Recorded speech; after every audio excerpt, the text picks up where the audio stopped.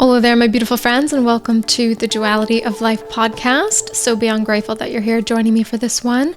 I have had a whirlwind of a couple weeks and still have a whirlwind of a week ahead of me. I am in my home country, Canada, and getting rid of everything that I own currently, like storage unit, boxes, going through all of my shit, like trying to organize my life. And then in the midst of it, the apartment that I'm supposed to go back to in Cape Town is not going to be the same because my roommate wants to leave. So now I have to navigate all of that. And I'm like, is the universe telling me that I'm not supposed to be in Cape Town anymore? Is the universe telling me to, what is going on here? How do I navigate this? Is this a sign from the universe? Is this just a test for me to stay grounded and trust?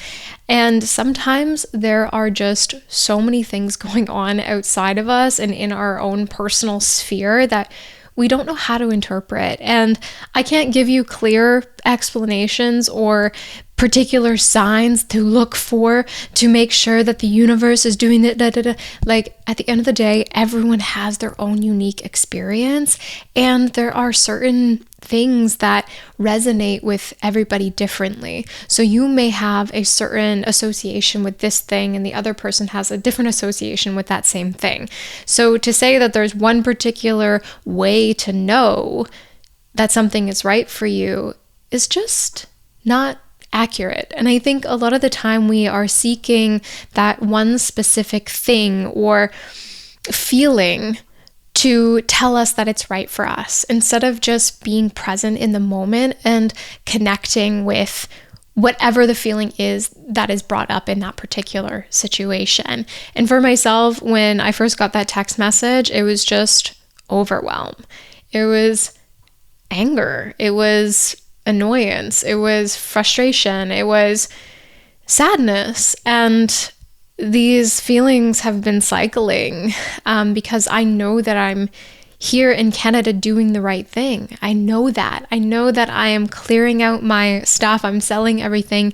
And there is this lightness inside of me to do this. There is this feeling of knowing that it's right for me. But when something new comes into play that wasn't planned, because I planned this, I thought about it for a long time. I, stipulated, I booked the plane tickets. I had weeks and weeks and weeks to organize in my brain before going and doing the thing. But when something sudden happens and it's not my choice, it's not your choice, like all of these feelings of uncomfortableness arise. How do we deal with that? How do we know if something in that uncomfortable feeling is for us or not for us? I don't want to, again, say that there is one particular answer, but there is ways to ground ourselves in these realities. There are ways to bring ourselves into the moment and to ask ourselves important questions and ease out of anxiety, ease out of fear, and ease into love and ease into trust. Because I think trust is the biggest thing. Like, we have to surrender, and it's one of the hardest things to do because the world seems very untrustworthy. If we've experienced trauma, pain, breakups, people hurting us, people stealing from us, whatever it is, there is an essence of untrust and unwillingness to surrender inside of our own being that makes life really, really difficult and confusing. And when things arise, we don't want to lean into it. We don't want to trust that the person has the right intention, or the person is not trying to hurt us, or the person is not trying to make us feel guilty or bad, or, bring up all of these emotions. Or maybe it's not even a person, it's the situation. It's the feeling of the place that you're in, or the job, or the house that is making you feel uneasy or uncomfortable. But leaning into trust and leaning into surrender are the biggest things to feel at ease in life, to feel grounded in life, to feel that you can flow in whatever way that you need to flow in this moment in your life, and you will be brought where you are meant to be brought. and without expectation. And I think letting go of societal expectations, especially for women, but I know like I can only speak as a woman. So if a guy is listening to this or hey, how's it going? I can't speak for you. I don't know what your experience is like, but societal expectations a lot of the time control how we think we should be, what we are doing, and letting go of all of that is one of the most beautiful things that we can do for ourselves. Because if we are going about life thinking that we can control an outcome, there is no trust there. There is no surrender there. And that doesn't mean you shouldn't go after the job. You shouldn't go after the relationship. You shouldn't go after the things that you want. Of course you should. But if it doesn't work out for you, know that there is something else for you. And the underlying question or the underlying reason that you are going after something, is it for you and your own being, or is it because somebody else told you to? Is it because you feel like you have to? Is it because society has an expectation for you and you think that you have to meet it to have validation, to have to feel worthy? And unfortunately, we live in a world where all of these expectations, all of these ideas of what we all should be are made up by somebody else. You are the artist in your life. Even if you're not a creative person, which I kind of think we all are in our own essence, we just have different mediums, if you will. And you can craft a life that is really amazing for you. But you have to do it not because somebody else is telling you to, not because you think that you have to, not because like all of this intensity is coming at you. When we can lean into trust and surrender, we can live a life that is actually authentic to ourselves instead of feeling pressure from the outside world. If we go after a job that we really, really want and it comes to us, fuck yeah, amazing. If it ends in a month or 2 or a year, okay, it's redirection. And I know maybe that's a little oversaid, but it is showing you something, a new path, a new opportunity, new eyes. And there comes ease with actually making decisions before you necessarily have to. Maybe your job is going well, but there's this inkling inside of your mind that you feel like you really need to start writing, or you really need to start making art, or you really need to start posting online, or you really need to start that podcast. Everything in your life is fine, but you just have this inner voice in the back of your head that's telling you to do something different. That is beautiful, and you should listen to it. That is going to bring you somewhere new. And leaning into that trust, leaning into that surrender, and knowing that just because you do these things that maybe cringe to somebody else, or you don't have the qualifications to blah, blah, blah, have a podcast, or have like blah, blah, blah, these are underlying imposter syndrome symptoms. And I often have it with my own podcast. I can relate to that feeling very, very deeply because I'm like, what am I supposed to talk about? It's not like I have a degree in like psychology or anything, which I'm kind of thinking about going after. We'll just put that out there, put the universe, because that has been sitting in the back of my brain for way too long that I need to go after that. And I'm in the works of looking into things because I'm listening to that inner voice. I know it is there for a reason. And the universe is sending me people that are constantly telling me that I need to go after this.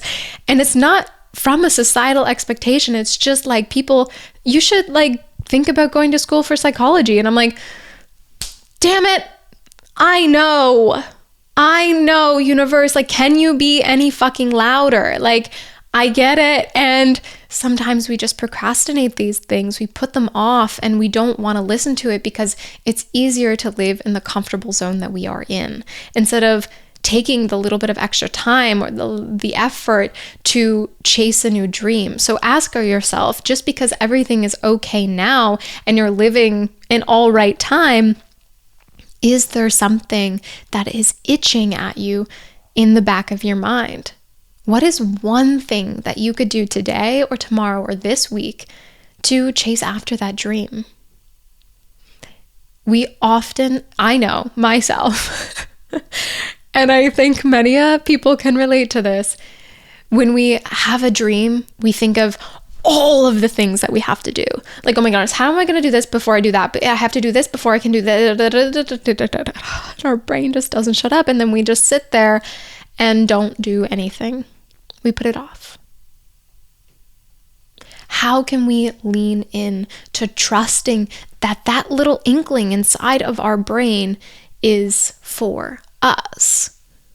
That we are meant to actually chase after that dream. It's going to be difficult. It's going to be challenging. It's going to be different. But there is a reason that that is there.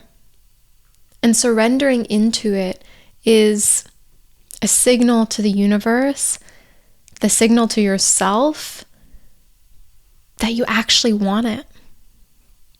That you don't want to live just some ordinary life, that you don't want to just be content with what you have, but chasing after something that is exciting to you, chasing after something that isn't just an expectation of the outside world, but is something that feels exciting to you or scary to you. Show the universe that you want to trust that little itch. Show yourself that you want to trust yourself by doing one singular thing today that can really put that momentum under you. Maybe that's literally just looking at some art supplies, going to a craft store. Maybe it's watching a couple of YouTube videos about a microphone that you want to get for a podcast. The one that I'm using right now is pretty good. If you're looking to start a podcast, it's a little expensive, but not so bad. Like, it's reasonably priced.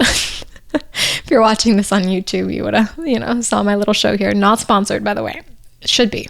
But unexpected challenges are going to show up in your life continuously for the rest of your life.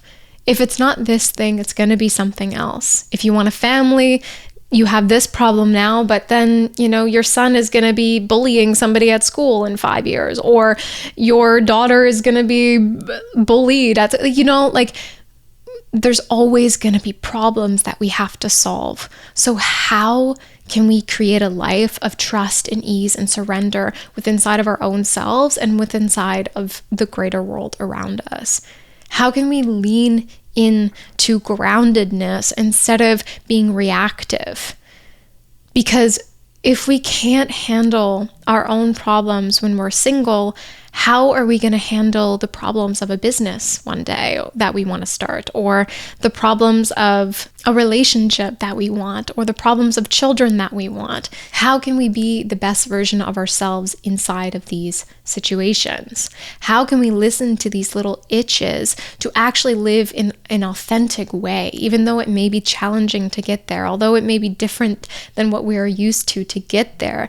Listening to these little itches is our inner guidance telling us to live a life that's authentic. And we have to trust that. We have to surrender to it. And we have to go after it, because if we don't, there's going to be something that bothers us. When we lay our heads to bed and we're trying to go to sleep, we're thinking about another day that we didn't do the thing that we know we should do. How long do we want to live like that? And that is a big question that I'm, asking myself continuously, is how long do I want to live with little itches inside of my brain telling me to do particular things? And it's not that long. So I need to go after it. I need to surrender into my own inner guidance and trust the process. Okay, like me coming back to Canada and me clearing out my storage unit and getting rid of everything, there is the inner knowing that I'm doing the right thing. Everything that follows inside of this, every little challenge, every little setback, every little difficulty are just little tests. And I have to be grounded in the fact that I know that this is right for me. And because my roommate wants to move out, my living situation is now going to change and everything's going to be a little bit more messy when I go back to Cape Town. Okay, maybe the next person that I live with is going to be even more in alignment with me. And, no hate if my roommate is listening to this. Love you, girl. But what I'm saying is I have to trust the process. Yeah, it's aggravating. Yeah, it's annoying. Yeah, it's, frustrating to have the change of a living situation, but like moving and organizing and planning and admin and all of this stuff. But at the end of the day, how can I lean into this and know that it's for my greatest good? It's not about not feeling my emotions. I do want to say that. We have to feel through the emotions, but we can't sit in them. We can't allow ourselves to just dig ourselves into a hole, because if we are sitting in this reactive space, then how can we accept the good things that are coming to us? How can we accept that something is for us if we just don't think anything is for us? If we just want it our way and only our way, and we think that we know best and we think that we know everything, and we're so like perfectly in a line and can't sway at all, when life, as we all know, doesn't really work like that. If we are very particular in the things that we want, though, we have to be okay with allowing time to not be in alignment. For instance, look at Steve Jobs, for instance. He was dead set on his vision, but there are so many factors that he could not control.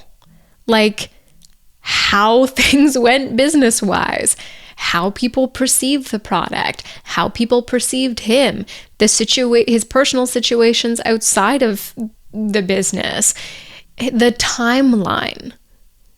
I'm sure if you asked him, he would want the first model that he ever made to make him a millionaire and make the business successful, but that wasn't the case, although he stayed dead set on his vision.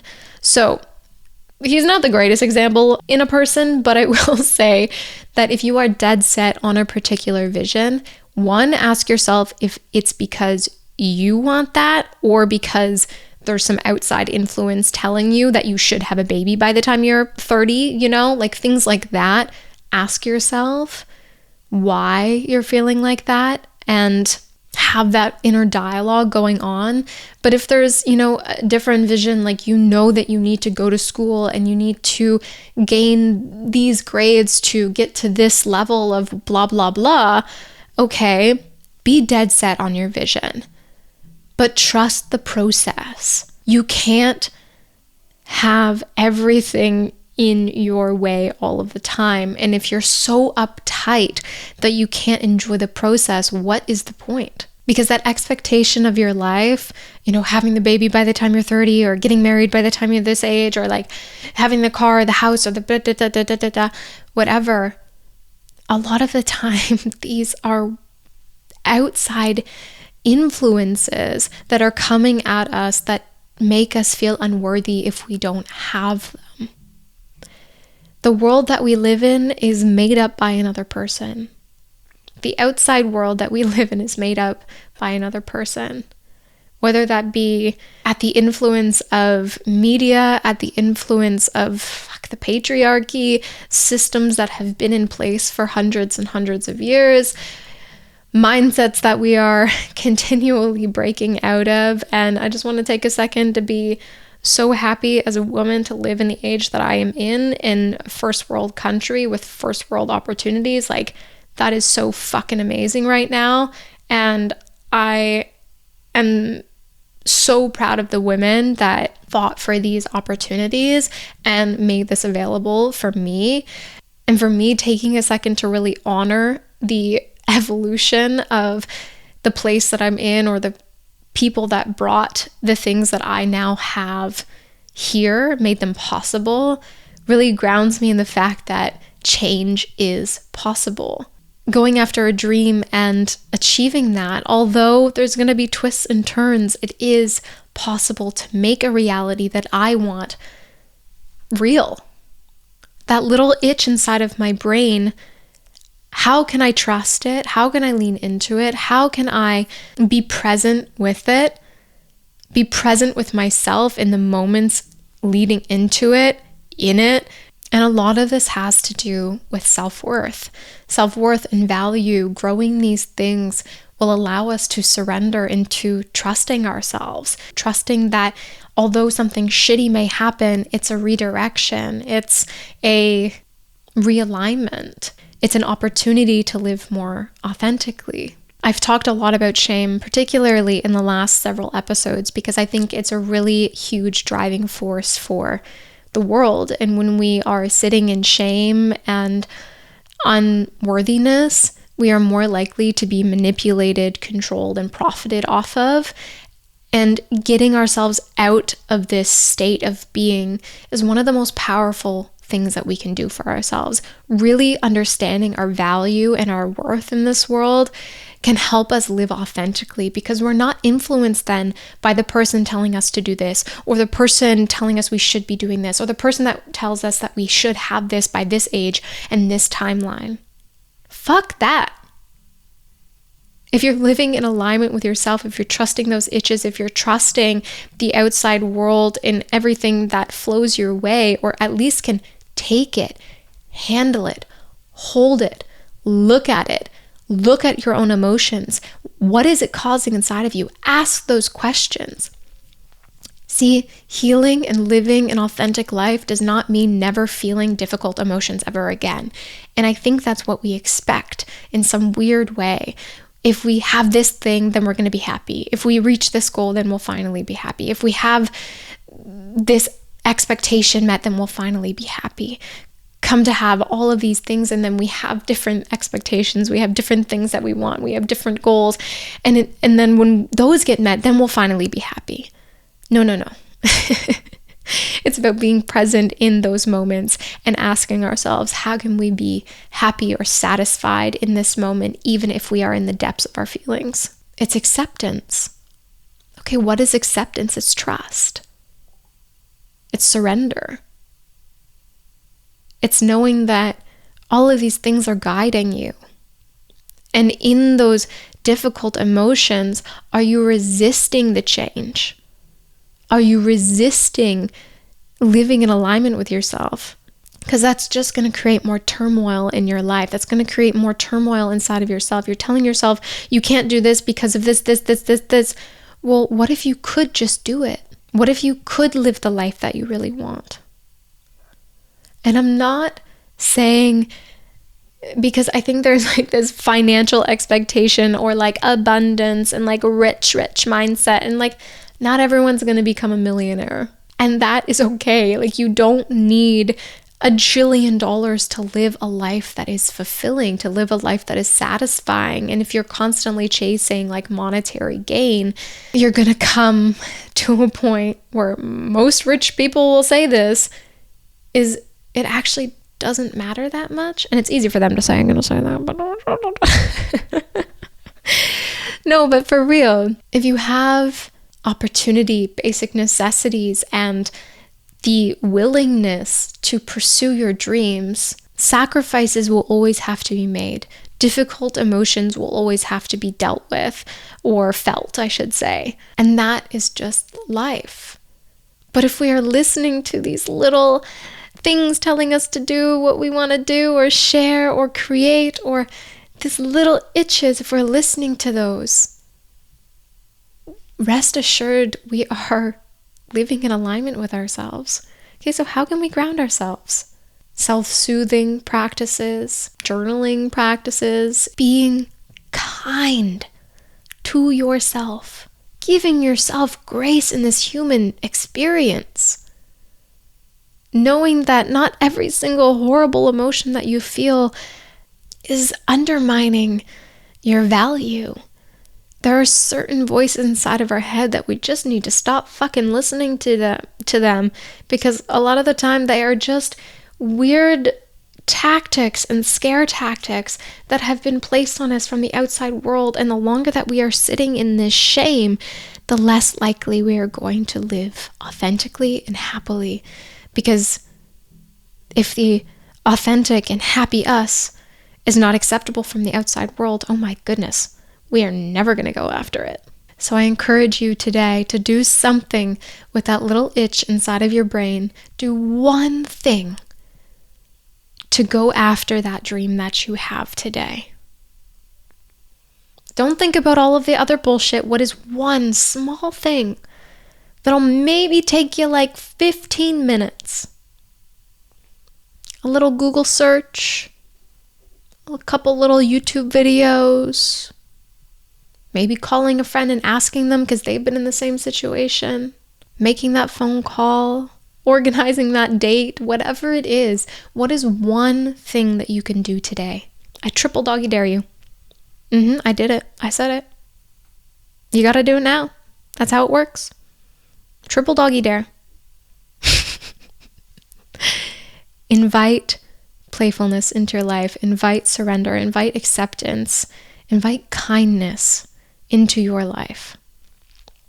When we can be our own best friend, when we can be our own support system, and I'm not saying this in the grand scheme of things, we all need people, but I'm just saying, if we can support ourselves, encourage ourselves, trust ourselves, know that we are worthy, know that we are capable, know that we are capable of learning, that learning never stops. And if we are open and able to accept the flow of life and opportunities that come our way and the challenges that come our way and trust the challenges and know that we will learn from them and grow from them, wow, that is such a beautiful place to be.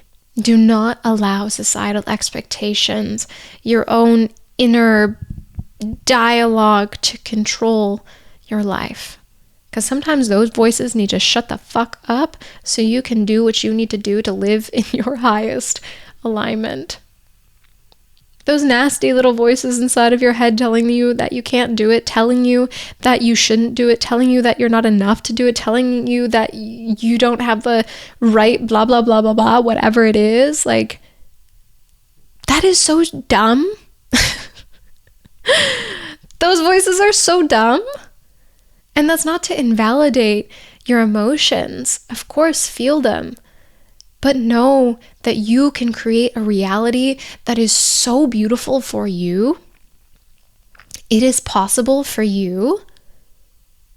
And seeing through the bullshit of the world is one way to just take a sidestep and be like, nah.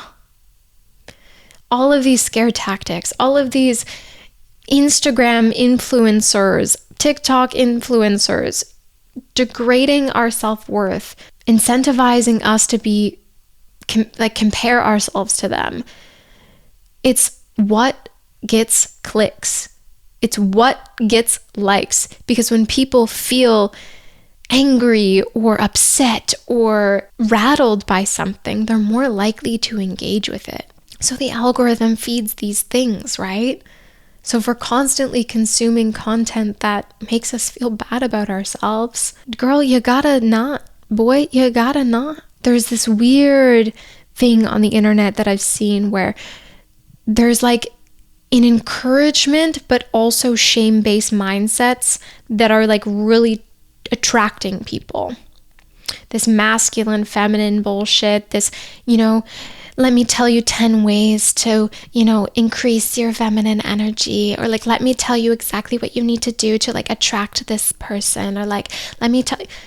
Okay, sometimes useful tips, but like, can we not see how this type of mindset, listening to these types of reels or these types of people and this type of content is actually incentivizing us not to live in our highest alignment.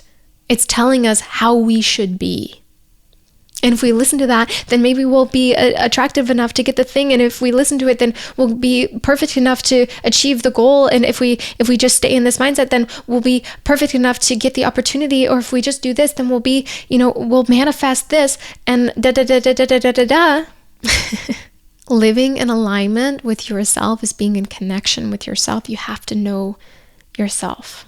And that is a lifelong process. Let me just say that. But there are ways to get to know you. Spending time with yourself in silence or with very light, calming music in the background, or exploring an interest even though nobody else in your sphere is interested in it. Asking questions just to ask them. Maybe a random idea comes to your mind and you jot that down and tell yourself you're going to do more research. Living in alignment with you is trusting yourself. Knowing that you can create something that is for you no matter what that looks like. And I love following people online that encourage other people to do that. But your life is worth living. And won't it feel so much better when you are living in your authenticity and your groundedness and your trust within inside of yourself and your surrender to the unknown than following this 10-step plan to get this thing because this is how they're telling me how to live because they have this thing and that I want that thing, so then I'm going to listen exactly to what they had to say because it worked for them. And of course it's smart to gain wisdom and see what's out there and gain knowledge, but if we're doing it to be like them, there's a problem there. We have to do it to be like us. Life is not without challenges, but you are so much stronger and so much more capable than you think that you are. I'm sending you so much love, and I hope to see you again so very soon. My name is Julia, and if you'd like a free gift, then all you gotta do is screenshot a 5-star review on Apple or Spotify. Send that screenshot to me at dualityoflifepodcast@gmail.com, and I will send you a free gift, which is a abundance activation meditation. And if you're listening on YouTube, send a screenshot of the subscribe button and I will send you that free gift as well. Again, that is the Duality of Life podcast@gmail.com. Send those screenshots over to me and get a free abundance activation meditation. Lots of love, my friends. Mwah.